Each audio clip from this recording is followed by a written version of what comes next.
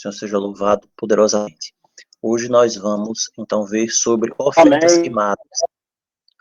As ofertas queimadas, elas são a primeira de uma série de dons, de oblações e de sacrifícios que constituiu o santuário. E nós vamos ver um pouco sobre a importância das ofertas queimadas. Quando que as ofertas queimadas, elas eram necessárias? Qual o objetivo espiritual com as ofertas queimadas? Hoje, em nossos dias, nós temos algum tipo de adoração relacionado a ofertas queimadas hoje? É isso que nós vamos ver a partir de agora. A palavra que é usada comumente, a palavra hebraica, empregada comumente para oferta queimada, é a olá. Ela tem um significado, assim, aquilo que sobe ou acende. Né? E isso tem uma ligação direta com a oferta queimada. Né? Então, queimada, você tem a fumaça que vai acender. Outro termo também é kalil, que quer dizer inteiro. Então, junta essas duas expressões, oferta queimada, aquilo que sobe ou acende, o olá. E o kalil quer dizer inteiro. Essas palavras descrevem apropriadamente a oferta queimada. Por quê? Porque a oferta queimada do santuário era inteiramente consumida sobre o altar. Esse é o primeiro ponto. A queimada tinha de ser inteiramente consumida sobre o altar. Não se podia comer coisa alguma. Então, essa aqui é a definição básica sobre ofertas queimadas. As ofertas queimadas eram oferecidas, eram queimadas, também não se podia comer coisa alguma. Por quê? Porque havia algumas ofertas que elas eram consumidas, elas eram comidas. Na oferta queimada, não. Então, no caso de uma oferta queimada, todo aquele animal era consumido nas chamas. E a palavra diz que ele acendia a Deus um aroma suave, um cheiro suave. E qual é o sentido disso aqui? Simbolizava consagração completa, inteira consagração. Nada era retido. Entregava-se tudo a Deus. Você vai ver isso em Levítico capítulo 1, versos 9, 13 e 17. Vamos ler esses textos. Levítico capítulo 1, verso 9, nós vemos sobre a oferta queimada. Diz assim, olha o que nos diz aqui. Verso 8, vamos ver a partir do verso 8, não, verso 7, 7, 8 e 9, versos 7, 8 e 9. Os filhos de Arão, sacerdote, porão fogo sobre o altar, e porão em ordem a lenha sobre o fogo. Então, nós temos aqui uma oferta que também os filhos de Arão e sacerdotes colocarão em ordem, mais uma vez a palavra em ordem, os pedaços, a saber, a cabeça, o redenho, é isso, o redenho, que era a gordura ali, né, sobre a lenha, que está no fogo sobre o altar. Nós vemos isso em Levítico também, um verso 12, que fala que cortaria em pedaços a cabeça, o redenho, e tinha de colocar em ordem, que está no fogo sobre o altar. Verso 9, porém as entranhas e as pernas o sacerdote as lavará com água. Nós estamos vendo algumas peculiaridades da oferta queimada. Era queimada, mas havia algumas partes que eram lavadas com água antes de serem queimadas, como as entranhas, as pernas, deveriam ser lavadas com água e depois queimado sobre o altar. É o holocausto. Então, um dos nomes também para oferta queimada é simplesmente holocausto. Oferta queimada de aroma agradável ao Senhor. Você vai ver que esse tipo de sacrifício, esse tipo de oferta, de holocausto, de oferta queimada, ele não é instituído, vamos dizer assim, basicamente aqui, por ocasião do tabernáculo do testemunho na época com Moisés. Mas você vai fazer uma retrospectiva, por exemplo, você vai ver que Gênesis 8, 21, lá na época de Noé, quando Noé ele sai da arca após todos os eventos catastróficos que aconteceram no dilúvio, nós vemos que Noé, ele ergue um altar e ele oferece sacrifícios. O que é que ele fez ali? Um sacrifício, uma oferta queimada, porque Gênesis 8, 21 diz que o Senhor aspirou o suave cheiro. Então nós temos aqui oferta queimada. O Senhor aspira o suave cheiro e disse consigo mesmo, não tornarei a amaldiçoar a terra. Então nós temos aqui uma oferta queimada que já existia mesmo antes da época do tabernáculo. Noé já tinha o entendimento que precisaria levantar um altar, e o altar de sacrifício que ele ofereceria seria através de uma oferta queimada. Então, nós vamos ver isso aqui se repetindo, né, nas escrituras. Com certeza também Caim e Abel, eles oferecem uma oferta queimada também. Mas continuando aqui o nosso tema, nós vemos que essa oferta queimada é inteiramente consumida, não é isso? E ela representa a entrega total. O sacrifício da manhã e da tarde que existia, né, era de manhã e à tarde, era chamado o contínuo. Nós já vimos isso também em Daniel. Agora, o que é interessante sobre esse sacrifício? Não se consumia no momento aquela oferta. Ela devia queimar sobre aquele altar a noite inteira, até pela manhã. O fogo não poderia se apagar ali daquele altar. Está lá em Levítico 6:9, Êxodo 29:42.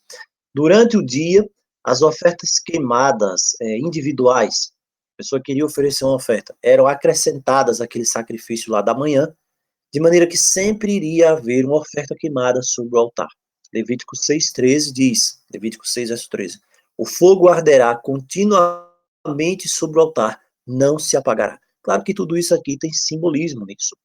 O sentido do fogo, o sentido que esse fogo não poderia se acabar, não poderia se apagar, representa a presença de Deus que não falha. A presença de Deus, ela não é descontinuada. Além de que a adoração, a presença, a oportunidade de aproximação do Eterno permanece disponível a todos os momentos. Então, as ofertas queimadas, outro ponto interessantíssimo sobre a oferta queimada é que ela sempre vai ser voluntária. Não existe oferta queimada preceptiva, ou seja, uma oferta queimada ligada a um preceito. Não, ela sempre é voluntária. Ou seja, quando o homem pecava, ele tinha de levar uma oferta para a expiação do pecado. Ele não tinha de escolher sobre o que havia de levar. Quase tudo era prescrito. Mas quanto à oferta queimada, não é assim.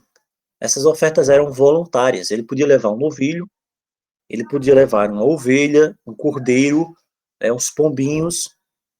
Então ele tinha essa capacidade de determinação. Então a diferença está aqui para a maioria dos sacrifícios. Não tem uma prescrição. Essas ofertas eram voluntárias, para dedicação, mas elas não estavam relacionadas diretamente com o pecado. Levítico 1:4 fala disso. Por quê? Qual é o exemplo que nós temos? O exemplo de Jó. Quando nós vamos lá para Jó, por exemplo, Jó capítulo 1, no verso 5, o que é que nós vemos ali? Que Jó oferecia ofertas queimadas para os seus filhos. Agora a pergunta é, em que tempo nós encontramos Jó? Em que tempo nós situamos Jó? Veja, Jó, ele é contemporâneo a Abraão. Você não vai ver no livro de Jó nenhuma menção a Abraão, a Isaac, a Jacó, a Israel. Você não vai ver no livro de Jó. Você vai ver que Jó ele vive numa região chamada Uz. Esse é outro tema que a gente pode falar com mais calma. Mas Jó ele não era, vamos dizer assim, pós-Israel, ele era naquela época ali de Abraão, por aí mais ou menos. Então ele era uma pessoa santa, assim como Melquisedeque era rei de Salém também, contemporaneamente. Então você vai ver que Jó já sabia disso e ele oferecia ofertas queimadas pelos seus filhos, assim como Noé também fez. Jó 1, verso 5 diz que Jó pensava, porventura pecaram meus filhos e blasfemaram de Deus em seu coração. Então Jó oferecia oferta queimada também. Outro ponto interessante, que esse sacrifício contínuo devia estar sempre sobre o altar, Levítico 6:9. Quando nós vamos lá para os capítulos 28 e 29 de Números, nós vamos ter em torno de 15 a 16 vezes dizendo que o Senhor, né, nenhuma outra oferta, né, o Senhor que nenhuma outra oferta ele deve tomar o lugar das ofertas contínuas, ou seja, das ofertas queimadas. Essas ofertas não podiam ser substituídas. Não podiam ser substituídas. Então a pessoa escolhia o animal, levava lá para o pátio para que ele fosse aceito. O sacerdote examinava, observava se ele cumpria os requisitos quanto aos sacrifícios. Ele sendo examinado e aceito, o ofertante colocava a mão, não é isso, sobre a cabeça do animal, e aquele animal então era sacrificado. A gente vê isso lá nos versos 4 a 6. Quando o animal era morto, o sacerdote colhia o sangue e espargia sobre o altar em redor. Lá nos versos 5 e 11, quando o animal é partido em pedaços, como nós vimos, as entranhas e as pernas eram lavadas com água, para que removesse toda imundície. Então o sacerdote, na sequência, colocava os pedaços em sua devida ordem. não era de qualquer jeito, sobre a sua devida ordem, sobre o altar da oferta queimada, para que só então essa oferta fosse consumida pelo fogo.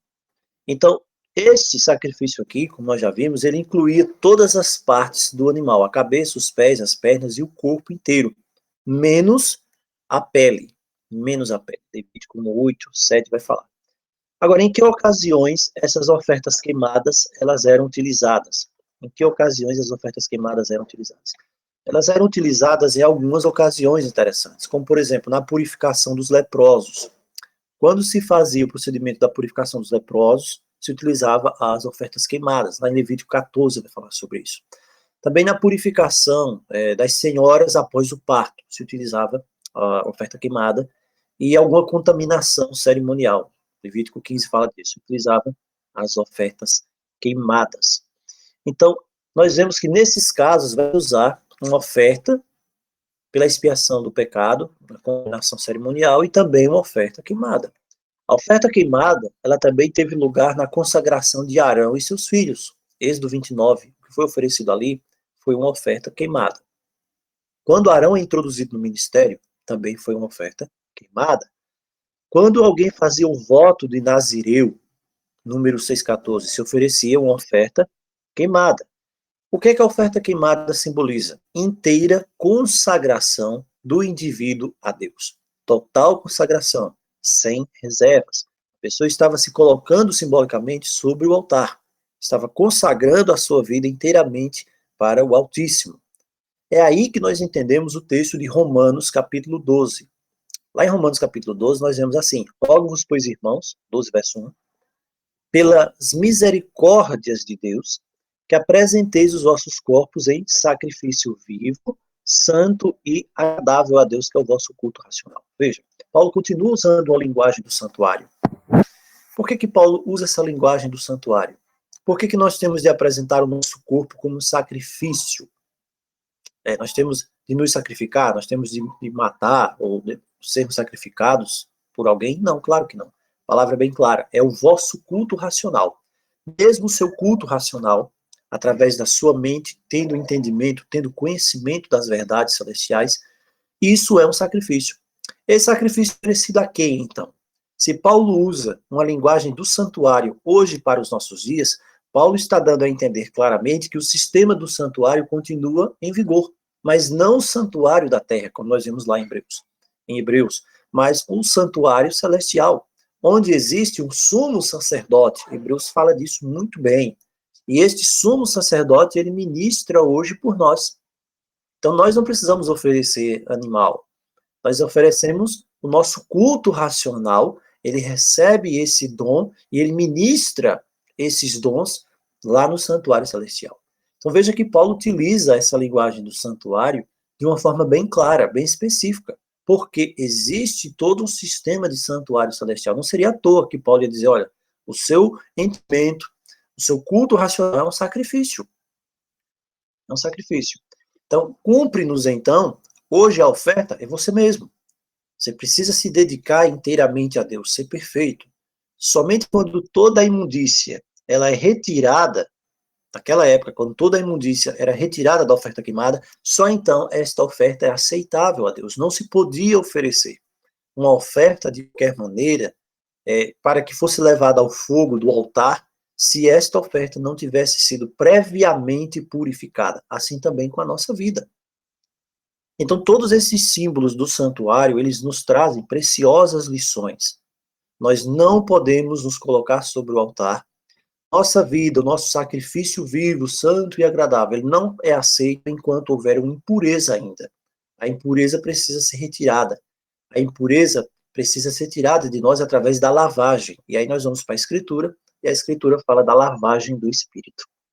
Então veja como essas coisas são maravilhosas. A lavagem do Espírito é que nos proporciona sermos essa oferta viva, sendo colocada sobre o altar. 2 Coríntios 7, verso 1 vai falar disso. 2 Coríntios 7 diz que todo pecado, toda imundícia da carne e do Espírito devem ser removidas. Vamos ler esse texto. 2 Coríntios, capítulo 7, diz assim, 2 Coríntios, capítulo 7, verso 1. Tendo, pois, ó amados, tais promessas, é o que Paulo diz aqui, purifiquemo-nos de toda impureza, tanto da carne quanto do espírito, aperfeiçoando a nossa santidade no temor de Deus. Purifiquemo-nos. Então, veja, a palavra utilizada aqui por Paulo é no sentido de você ser purificado da impureza, lavado dessa contaminação, para que então você possa ser aceito na presença do Criador dos céus e da terra. Essa oferta era inteiramente consumida. O holocausto representa a Cristo, que se entregou totalmente ao Pai, como sacrifício perfeito. Então, isso nos ensina também a inteira consagração que é necessária, não é isso? Então, nós vemos aqui que para ser um cheiro suave a Deus, o sacrifício precisa ser de renúncia completa, precisa ser sobre o altar, ser colocado sobre o altar. Você não pode retirar nada. Eu não posso entregar metade do meu coração a Deus e ficar com uma metade, que eu digo, não, isso aqui é importante para mim. Eu não posso ficar me apegando a algum tipo de pecado escondido, acariciado, e ao mesmo tempo pensar que eu estou sendo entregue a Deus, que eu estou fazendo uma entrega a Deus de verdade, porque isso não existe, não existe esse tipo de entrega. Nós precisamos entregar tudo, mesmo aquelas coisas que nós pensamos, né, que são importantes para nós, mas se é uma impureza, algum tipo de coisa que nos torna falhos, nós precisamos jogar fora. Nesse sentido, o Holocausto nos ensina que Deus não faz acepção de pessoas. Por quê? Se havia uma pessoa pobre, ele levava 2 rolinhas, né, e o rico podia levar um boi, ou como Salomão ofereceu 1000 ofertas queimadas, 1 Reis 3.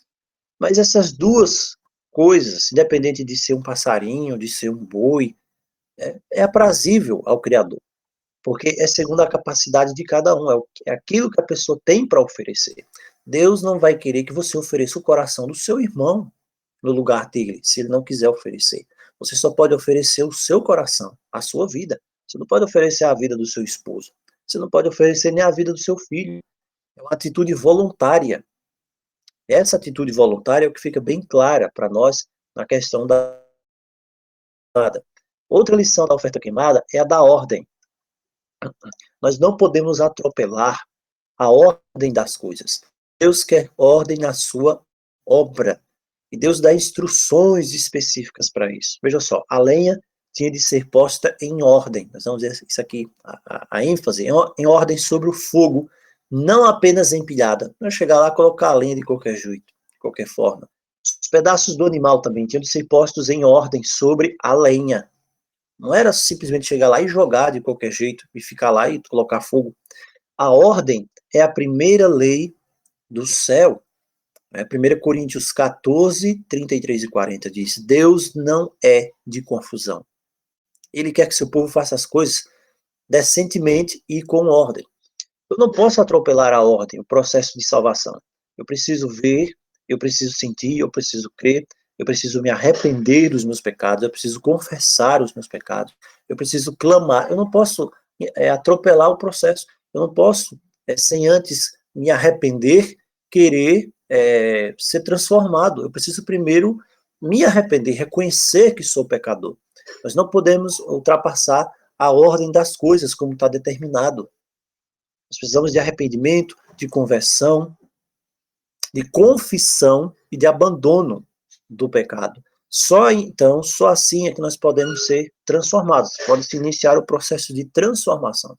As pessoas querem viver uma vida transformada, mas sem ter feito nenhum dos passos anteriores. A pessoa não reconhece que é pecador, a pessoa não pediu, não pede perdão, não busca se afastar do pecado. E depois quer viver uma vida mudada, uma vida gloriosa, sem reconhecer que é pecador. A gente não pode ultrapassar, nem pode mudar a ordem das coisas. Outra lição da oferta queimada é essa: asseio, purificação. Não é isso? Ordem, nós estamos vendo aqui, ó. Inteira consagração, os passos da oferta queimada.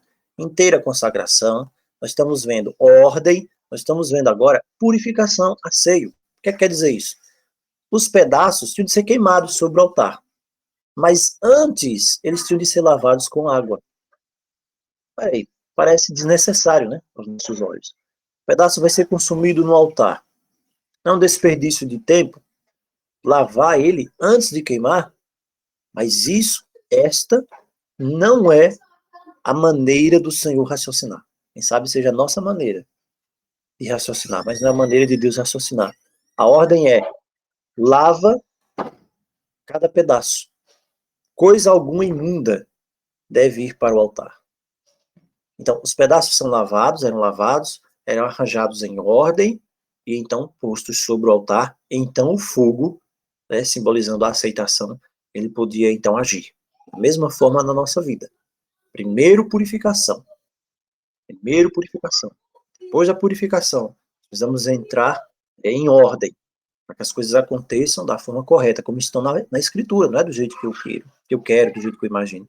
E então, há essa purificação e o fogo do altar acontece. Então, nós temos três elementos aqui. Nós temos fogo, nós temos água e nós temos sangue. Não é isso mesmo? Fogo, água e sangue. Não nessa ordem, necessariamente. Mas o fogo, ele simboliza o espírito. E o fogo é um agente purificador. A Malaquias 3, 2 e 3 diz assim: quando Cristo vier ao seu templo, será como o fogo do ourives. Ele vai se assentar, afinando e purificando a prata. E purificará. Como? Com fogo. Aqui está falando do fogo. Purificará os filhos de Levi e os afinará com ouro e com prata. Isaías 4:4 diz que ele purificará seu povo com espírito de ardor. Então, o fogo é símbolo do espírito, da obra de regeneração que o Espírito de Deus faz na vida de alguém, eliminando aquela palha, aquilo que não serve da sua vida, aquelas arestas da sua vida que você não precisa para poder andar com Cristo. Também o outro texto de Isaías 33:14 diz: quem dentre nós habitará com o fogo consumidor? Quem dentre nós habitará com as chamas eternas? Nosso Deus é um fogo consumidor. Hebreus 12, 29. Então, o fogo é este símbolo da presença de Deus que vem, que transforma, que purifica. E aqui a palavra diz: quem vai habitar com as labaredas eternas? Porque Deus é um fogo que consome o pecado. Agora, o que é interessante aqui é que o fogo do altar, este fogo que consumia a oferta queimada, ele não era um fogo comum. Em que sentido que ele não é um fogo comum? Vejam só. Levítico 9, 24 diz assim: que veio o fogo, o fogo saiu da presença, veio o fogo diretamente ali da presença do Senhor, consumiu o holocausto e a gordura sobre o altar. E o que vendo todo o povo, jubilaram, caíram sobre suas faces. Sinal que Deus lhe aceitara o sacrifício. Então, esse fogo não é comum. Esse fogo veio da presença do Altíssimo. Então, nós vemos aqui que o sacrifício estava limpo, lavado e em ordem. Estava pronto para o fogo. E o fogo saiu de onde? De diante do Senhor. Não foi alguém que pegou lá uma palha e começou a fazer aquele fogo lá, né? Como se fosse fogo de índio lá, mexendo uma palha na outra até esquentar. Não. Esse fogo saiu da presença do Senhor. Esse fogo aqui foi conservado ardendo. E ele, por isso, diz aqui a palavra, não se permitindo que ele se extinguisse. Então, como ele veio diretamente do Altíssimo, que é fogo consumidor, esse fogo aqui era um fogo sagrado, em contraste com o fogo comum. Então, por isso que esse fogo não podia se apagar também, um dos motivos.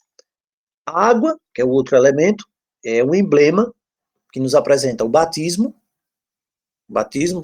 pela palavra, e a palavra também, batismo e a palavra. Nós temos duas agências aqui que purificam, o batismo, um ritual, e a palavra em si, realmente, que purifica.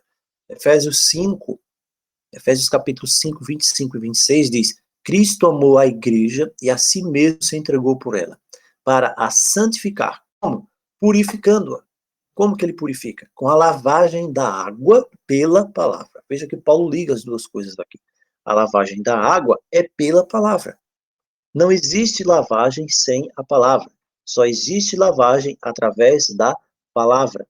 Também o texto de Tito capítulo 3, versos 5 e 6 diz: segundo a sua misericórdia, nos salvou pela lavagem da regeneração e da renovação do Espírito Santo, que abundantemente derramou sobre nós por Jesus Cristo, nosso Salvador. Então nós vemos aqui os dois sentidos que Paulo emprega o batismo. O batismo pela palavra e a agência da palavra que leva ao Espírito, pela regeneração e purificação. Quando Paulo ele cai do cavalo, literalmente, ele vai lá em Atos, Atos 22:16, ele fala da experiência dele. Foi dito que ele fosse batizado e lavasse os seus pecados também. Então nós temos aqui dois eventos. O batismo simboliza essa lavagem espiritual, mas numa apresentação externa.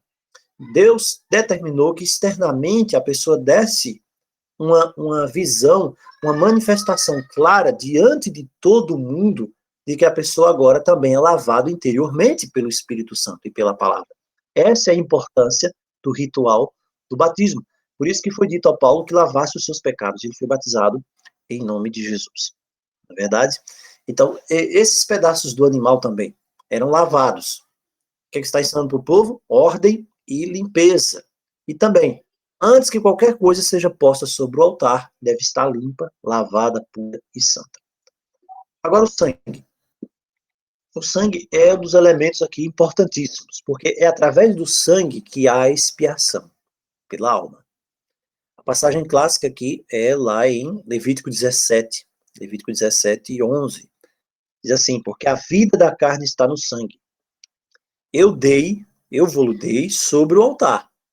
Ou seja, Deus diz, eu permito que ele seja apresentado sobre o altar para fazer expiação pelas vossas almas. Portanto, é o sangue que faz expiação em virtude da vida. Isso aqui é determinação do Criador. É o sangue. Não é através da água, não é através de nenhuma outra coisa. É o sangue. Não é a morte do animal em si. É o sangue que faz a expiação em virtude da vida. Por quê? A vida da carne está no sangue. É o sangue que faz a expiação.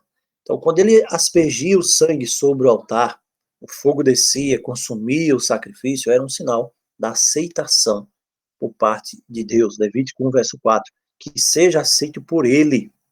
Esse era o objetivo, que houvesse aceitação por parte de Deus. Mas a expiação era feita em virtude da vida, que se achava no sangue. Então, veja, o sangue era apresentado, uma morte que era feita para trazer vida, simbolicamente. E é isso exatamente que nós temos hoje no sangue do Filho, no sangue de Cristo. Então, não é necessário aqui de nenhuma outra coisa mais. É simplesmente a morte. A morte do animal simbolizava a morte do cordeiro. O sangue só era usado após a morte. Não era simplesmente fazer que nem exame de sangue, e vai lá e tira o sangue, e usa o sangue e a pessoa continua viva. Não. O sangue só era usado depois de ter lugar a morte. É o sangue de alguém que morreu. Então, nós somos reconciliados pela morte de Cristo. Romanos 5:10. Não foi senão depois da morte de Cristo que fluiu sangue e água. João 19:34. Não é isso? Senão depois da morte de Cristo que fluiu sangue e água. Veja, claro que Cristo ele estava sendo massacrado, flagelado, estava sangrando, mas o momento chave que isso é apresentado no Evangelho de João, João 19:34, que apresenta esse simbolismo aqui do sangue e água, veja, o sangue é a expiação e a água da purificação. Cristo é a fonte da vida, do perdão, representado aqui pelo sangue, e também a fonte da purificação, porque jorrou água. Também em 1 João 5:6 diz, Cristo veio por água e sangue. Não só por água, mas por água e sangue. 1 João 5:6. Então, esse ponto é interessantíssimo. Através da morte é que recebemos a promessa da vida eterna. Hebreus 9:15-17 vai falar disso. Que é necessário que intervenha a morte do testador. Então, fica muito claro, é a morte de Cristo que dá lugar à expiação. A oferta queimada, ela era, antes de tudo, acima de tudo, um tipo dessa oferta perfeita de Cristo. O sacrifício devia ser sem mancha, perfeito, porque Cristo, Cordeiro Imaculado, ele nos amou e se entregou por nós perfeitamente, de forma perfeita. Então, a oferta queimada, ela é agradável a Deus porque revela o desejo do coração do ofertante de se dedicar a Deus. Então, um símbolo, claro. O nosso corpo como sacrifício vivo, santo e agradável, que é o culto racional. É como se a pessoa dissesse, Senhor, eu quero servir-te, coloco-me sem reservas no teu altar para te servir. Por isso que é dito que era um cheiro suave. Esse é o sentido. O cheiro suave da consagração pela oferta voluntária. A oferta não era exigida, ela não era, porque a entrega é individual. Deus não vai te forçar. a fazer nada, nem entregar a sua vida, nem entregar o seu coração. De forma alguma. Nunca, porém, se exigiu uma oferta queimada. Se alguém a oferecia, era de sua própria vontade. Levítico 1, verso 3. Então, não há validade em qualquer coisa que nós façamos hoje de forma compulsiva, de forma obrigatória, de forma, vou fazer porque se eu não fazer, eu estou pecando. Vou fazer porque se eu não fazer, sei lá, não vou agradar a Deus. Vou fazer porque alguém faz também. Não há valor nisso. Não há valor. Se não é pelo amor, se não é voluntariamente, não adianta. Por isso que a palavra diz, dá-me, filho meu, o teu coração. É um ato de vontade que é regido pelo amor a Cristo. Isso é voluntário, é livre, não pode ser obrigatório. Então a palavra deixa isso muito claro para nós. Deus ama ao que dá com alegria. 2 Coríntios, capítulo 9, verso 7. Deus ama ao que dá com alegria. Tem pessoas que entendem assim. Deus ama um doador liberal, que dá muito. Nossa, eu tenho que fazer alguma coisa muito grande para Deus, para que Deus me aceite, Deus me ame. Não. Deus ama aquela pessoa que dá de livre vontade. Deus ama aquela pessoa que se entrega no seu altar para fazer a sua obra de livre e espontânea vontade. Um sentimento nascido pelo amor. Um sentimento nascido pelo amor. Isso é aprazível. Nós precisamos aplicar isso à nossa vida diária. A nossa vida diária. E então, as coisas que aparentemente seriam difíceis, as coisas que aparentemente seriam sacrifícios, na verdade, é só um culto. Vai ser um culto racional da entrega da nossa vida nas mãos do nosso Pai Celestial. Por último, existe um exemplo bastante interessante sobre uma oferta queimada. Alguém que consagrou-se de tal maneira que ele é um exemplo de espírito voluntário. E essa pessoa é Davi. Davi, ele era voluntário, não é isso? E alegre no serviço que ele desempenhava, sem dúvida. É por isso que Deus o amava. Veja, Davi pecou. Ele pecou de maneira terrível, mas ele se arrependeu tão profundamente quanto pecara. E Deus lhe perdoou. Por que Deus perdoou Davi? Deus rejeitou Saul. Você já parou para pensar nisso? Existe uma experiência, e essa experiência, ela deixa uma profunda impressão para nós. Esse espírito de Davi, essa voluntariedade, essa vontade, esse desejo de servir, isso é agradável, isso foi agradável diante do Criador, diante de Deus. Davi, ele se determinou a construir um templo, não é isso? Para a habitação de Deus. Davi olhava e via que o tabernáculo, aquele que foi erigido no deserto, lá da época de Moisés, ele já vinha com algumas centenas de anos. Já pensou? De Moisés até Davi já tem umas centenas de anos ali. O material que ele foi construído já estava se deteriorando. Então, imagina só, Deus, ele teria agradado de alguém que edificasse um templo. Mas talvez Deus não revelou isso, logicamente, ali. Tanto que ele diz, eu não peço que vocês construam um templo para mim, não pedi a ninguém. Mas aí Davi teve essa ideia, nasceu no coração dele, do homem segundo o coração de Deus. É o que diz a palavra. E ele quis fazer o templo. Ele não teve permissão de edificar o templo. Mas para demonstrar o apreço pelo que ele tinha em mente fazer, Deus disse que em vez de Davi edificar uma casa, ele estabeleceria uma casa a Davi. Então, olha que coisa maravilhosa aqui.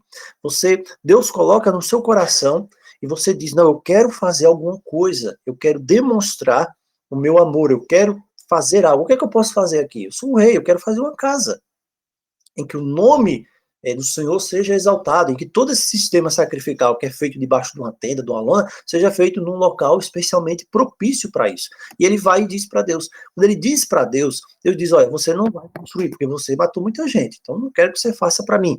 Mas essa sua atitude, essa disposição do seu coração, eu vou fazer uma coisa para você. Eu quem vou estabelecer uma casa para você. Deus sempre está disposto a nos surpreender. Quantas vezes Deus nos surpreende? Quantas vezes Deus não já me surpreendeu até? Eu não esperava que Deus falasse uma coisa e Deus foi e falou. Eu não esperava que Deus dissesse certa coisa, eu esperava outra coisa. Deus vai e faz uma coisa que está além do que você espera. 1 Crônicas 17, 6-10, você vai ver isso. Então, é com relação a isso que Deus faz a promessa de que o seu trono, o trono de Davi, seria firme para sempre. E isso tem o seu cumprimento no Messias, em Cristo. Quando ele vem ele espiritualmente ele senta-se sobre esse trono de Davi, seu pai. Lucas 1:32 fala disso. Então você tem uma promessa aqui que transcende o nosso entendimento, uma promessa maravilhosíssima, fora do comum.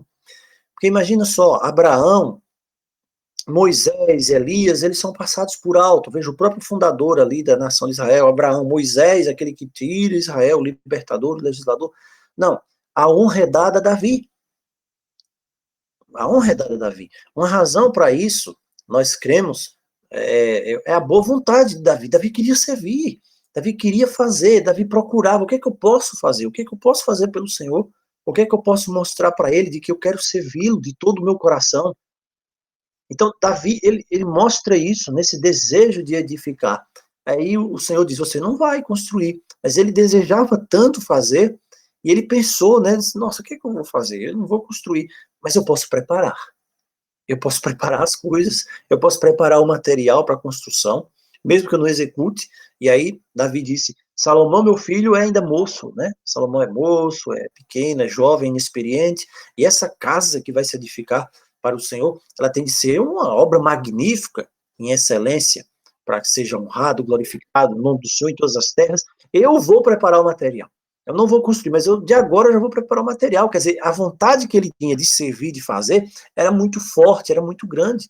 Ele podia muito bem dizer, não, já que Salomão é quem vai edificar, eu vou ficar na minha aqui, viver o resto da minha vida, e Salomão vai reinar, quando chegar na hora ele prepara. Não, ele queria preparar, ele queria ver, ele queria fazer. Em 1 Crônicas 22:5, diz que Davi preparou materiais em abundância, foi muita coisa antes da sua morte. A primeira coisa que Davi fez, juntar dinheiro. Você vai ver lá em Crônicas 22:14, que aquilo que Davi fez lá, hoje, se a gente fosse transportar para os nossos dias, seria alguns milhões de reais. Seria alguns milhões de reais. E Davi começou a juntar esse dinheiro, disse, não, tenho de preparar antes da minha morte. Depois ele mandou que lavrassem pedras para edificar a casa, 1 Crônicas 22:2. Ferro também, não, eu quero ferro. Quero preparar, deixar tudo pronto, em abundância, sem peso. Então, ele podia fazer tudo isso, ele fez. Agora ele pensou, quero ter um modelo também. E veja que Deus estava acompanhando o coração dele. A palavra diz que Davi era o homem segundo o coração de Deus. E aí Davi precisa de um modelo. E o que é que acontece agora? Deus mostra um modelo para Davi. E diz aqui a palavra que por escrito me deram a entender, por mandado do Senhor, todas as obras disto. 1 Crônicas 28:19. Eu posso imaginar, né, Davi, ele diz ao Senhor, Senhor, eu não posso edificar o templo, tudo bem, mas eu gostaria tanto de fazer, não posso, mas eu confio na tua decisão, mas e um modelo? Eu posso ter um modelo? Como é que vai ser? Eu passo para o Salomão, isso não é construir? E aí o Senhor dá esse modelo para Davi, faz uma planta, satisfeito com a boa vontade de Davi. Então, em 1 Crônicas 28:4, você vai ver isso aqui. Ele diz, o Senhor, Deus de Israel, ele me escolheu de toda a casa de meu pai, para que eternamente eu fosse rei, para que eu fosse príncipe. E aí ele diz, e entre os filhos de meu pai se agradou de mim, ou seja, eu sou a pessoa, Deus me escolheu, eu preciso fazer a obra que ele determinou que eu fizesse. Você precisa também ter esse senso de que Deus escolheu você para fazer a obra, para fazer alguma obra para ele. Ninguém é escolhido à toa. E Davi dizia, ele tomou essa responsabilidade para si. Ele diz, Deus me escolheu. Enquanto você não tomar para você esse entendimento de que Deus lhe escolheu você e tomar essa responsabilidade de fazer, de agir, você vai ficar simplesmente esperando que os outros façam. Você vai ficar esperando que os outros façam. Os outros vão fazer. Ah, deixa o fulano fazer. Ah, deixa o fulano fazer. Ah, deixa o fulano ir. Mas não, Deus, ele escolhe pessoas que estejam dispostas a fazer como Davi. Pessoas que tenham naturalmente esse desejo de servir. Davi disse, Deus me escolheu. Eu tenho a responsabilidade, eu vou fazer. Não importa se você não vai fazer, não importa se você não quer fazer, não importa se você não acredita, não importa se o outro lá não acha, mas eu sei quem eu sou, eu sei qual foi a responsabilidade que Deus me deu. E aí nós vemos que também isso aqui nos mostra o alto apreço que o Senhor tinha por Davi. E ele vai lá, tem permissão para preparar a pedra, prepara a madeira, prepara o ferro para o templo, o projeto. E aí você vai ver, né, mais tarde lá quando está erigindo o templo, não se ouve som de martelo. Sabe por quê? Porque tudo tinha sido preparado de antemão por Davi. Agora, tem mais ainda, não para por aqui não. Davi não se contentou em fazer os preparativos só para a edificação do templo. E Davi pensou, esse local tem de ter música. Davi era maestro, Davi era compositor, Davi era cantor, Davi até inventou alguns tipos de instrumentos, a palavra diz. E aí Davi pensou, peraí, tem de ter música. Tem de ter música. Ele queria preparar também até a música para a dedicação. Isso também não é construir, não é isso? E ele disse, eu vou preparar a música. Davi é o salmista, o cantor de Israel, amava música de todo o coração, e quem canta, quem já cantou, sabe da maravilha que é louvar, né, de ver as vozes ali se entrelaçando no louvor, é maravilhoso isso. E aí Davi começou a fazer a preparação, e ele reuniu ali um grupo, né, de 4.000, olha só, para louvarem o Senhor com os instrumentos que eu fiz para louvar. Veja, Davi, ele pela a unção aqui do Espírito, 1 Crônicas 23:5, Davi, ele criou um instrumento aqui, um cítara, não sei, ele criou os instrumentos, ele fazia instrumento para louvar, ele começou a ensaiar um grande coral de 4.000 pessoas. Às vezes a gente não dá tanta ênfase a essa característica de Davi, de maestro, de cantor. Um coral de 4.000 pessoas, já parou para pensar esse coral aí? Ele começou a preparar, imaginando esse coral, louvando o Senhor. Reuniu os cantores, ensaiou os cantores, aí você aqui, você faz a voz, você é um baixo, você é um barítono, você é um primeiro tenor, você é um segundo tenor, você é uma contralto, começou a juntar todo mundo ali, é o que diz a palavra lá no capítulo 25. Então imagina Davi, depois de passar toda aquela experiência terrível da vida dele, os últimos anos da vida dele, o que é que ele disse? Eu preciso dedicar, entregar minha vida totalmente para o serviço do Senhor. Isso aqui tem tudo a ver com a oferta queimada. Então, que coisa maravilhosa. Davi se tornou uma oferta em si. Sabe o que é que Davi fez? O que é que aconteceu com Davi? Ele ofereceu o seu corpo como sacrifício vivo, santo e agradável. Da mesma forma que Paulo fala que nós devemos fazer. Ele fez os preparativos. E aí o que é que acontece? Vai passando o tempo, o coral está pronto, prepara tudo, as pedras estão prontas, o dinheiro, os milhões de reais que tinha de se usar ali, está tudo preparando, tudo chegando ao fim. E aí Davi pensa, o que é que eu posso fazer mais? E aí o Senhor tinha dito, né, você não vai construir o templo, mas seu filho Salomão vai. E aí Davi pensou, peraí, eu tenho vontade de antecipar isso. Eu sei que está chegando o fim da minha vida. Davi sabia que estava chegando o fim da vida dele. E aí Davi pensou, peraí, mas o que impede que eu abdique? Né? Que eu diga, não, eu não quero ser rei mais então. Eu quero que meu filho assuma. Porque já que é ele que vai construir o templo. E aí a palavra diz em 1 Crônicas 23:1, que sendo, pois, Davi já velho e cheio de dias, Davi morreu com 70 anos, fez Salomão seu filho rei sobre Israel. E aí você vê, tinha razões políticas aqui? Tinham sim. Estavam querendo tomar o trono, e Davi havia dito, né? Salomão seria o rei, no lugar dele, Deus havia escolhido. Mas você imagina só, por isso que Deus amava Davi. Davi estava sempre se esforçando para que Deus lhe permitisse fazer mais e mais por ele. Era uma oferta queimada. Ele mandou fazer todos os preparativos. Veja, 1 Crônicas 29:22 diz que segunda vez fizeram rei a Salomão, filho de Davi. Ele estava dizendo, Senhor, tudo que eu pudesse fazer, eu fiz. Todo o meu erro, a minha vida de erro que eu errei, ficou para trás. Agora eu quero ser essa oferta diante do teu altar. Eu acredito que Deus ele deseja que existam mais homens e mulheres como Davi. Pessoas que estejam dispostas a se sacrificar, trabalhar. Agora, nos últimos dias, Deus precisa de pessoas que sejam ofertas. Ofertas vivas, diz a palavra. Se Davi tivesse hoje aqui e ele soubesse que precisava fazer alguma coisa, olha, a gente precisa fazer isso, precisa levar a palavra, precisa, né? Ah, precisa de 10 reais. Davi dizia, não, eu vou dar 30, eu vou dar 100, se ele pudesse, né? O quanto ele fosse. Não estou dizendo isso aqui que a gente precisa de trabalhar com isso, com essa questão de dízimo. Não. Existem ofertas para se ajudar as pessoas necessitadas, as pessoas, os pobres, ou qualquer outra coisa que seja necessário, né, se fazer entre o povo de Deus. Mas o que a palavra está dizendo aqui? é que Davi sempre estava disposto a dizer: Senhor, eu quero andar uma milha a mais. Quero fazer só o que eu tenho a fazer. Por isso que Paulo diz, né? Se você fizer, Cristo quem diz, você faz ali aquilo que você fez, que foi mandado, você tem que dizer: eu sou um servo inútil. Porque eu fiz só o que me foi mandado. Deus espera que você faça mais. Então foi por causa disso que, desse espírito, que mesmo a despeito do seu pecado, que Davi foi escolhido para ser o o pai terrestre de Cristo.